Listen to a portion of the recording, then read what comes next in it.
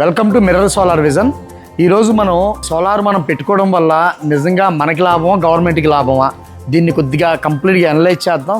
ఇది మనకి లాభమా గవర్నమెంట్కి లాభం అనేది చాలామందికి సందేహం ఉందండి.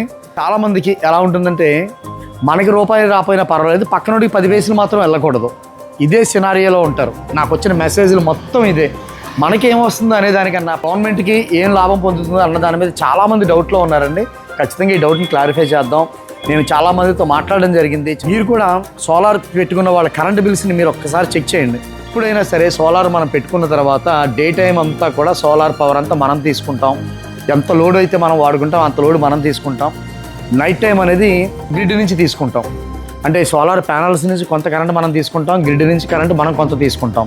మెయిన్ ఏంటంటే పవర్ మనం ఎంత వాడుకుంటున్నాం, గ్రిడ్కి ఎంత వెళ్తుంది అనేది తెలుసుకోవడం ఒక ఎత్తు అయితే, ఫస్ట్ మేజర్గా గుర్తుపెట్టుకోవాల్సింది ఏంటంటే సోలార్ పెట్టుకునేటప్పుడు మనం గ్రిడ్తో ఎంత కాంట్రాక్ట్ లోడ్ మాట్లాడుకున్నామో అంత మాత్రమే ఎక్స్పోర్ట్ వెళ్తుంది. ఇది క్లియర్గా తెలుసుకోవాలి.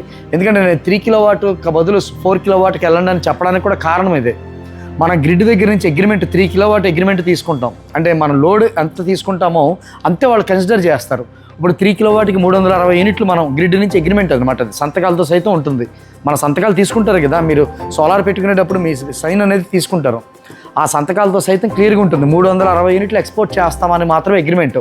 మనకి ప్రొడక్షన్ 400 వస్తుంది 500 వస్తుంది అన్నా సరే గ్రిడ్ అనేది 360నే కన్సిడర్ చేస్తుంది. అదే 4 కిలోవాట్ అగ్రిమెంట్ కనుక మనకి జరిగితే లోడ్ అగ్రిమెంటు ఖచ్చితంగా 4 కిలోవాట్ మనం పెట్టుకుంటే 4 కిలోవాట్ అంటే 480 యూనిట్లు ఎక్స్పోర్ట్ అది తీసుకుంటుంది. అక్కడ 600 యూనిట్లు వచ్చినా సరే అది కన్సిడర్ చేయదు. ఎందుకంటే సోలార్ ప్యానల్ ఎక్స్ట్రా నేను పెట్టుకున్నాను, నాకు ఇన్వర్టర్లో 600 యూనిట్లు ప్రొడక్షన్ చూపిస్తుందండి, కానీ ఎక్స్పోర్ట్ యూనిట్స్ మాత్రం 350 చూపిస్తుందని అడుగుతున్నారు నన్ను. ఇది ఎందుకు జరుగుతుందంటే గ్రిడ్ అగ్రిమెంట్ ఎంత జరిగింది అన్న దాన్ని బట్టే మనం ఎంత అగ్రీ అవుతామో అంతవరకు వాళ్ళు కన్సిడర్ చేస్తారు. మిగతాదంతా గ్రిడ్డే తీసుకుంటుంది. ఇక్కడ గ్రిడ్ అనవసరంగా తీసుకుంటుంది, అది లాభం పొందుతుంది అనుకుంటున్నాం. మన అవసరాలకి తగ్గట్టుగానే మనం సోలార్ పెట్టుకోవాలి.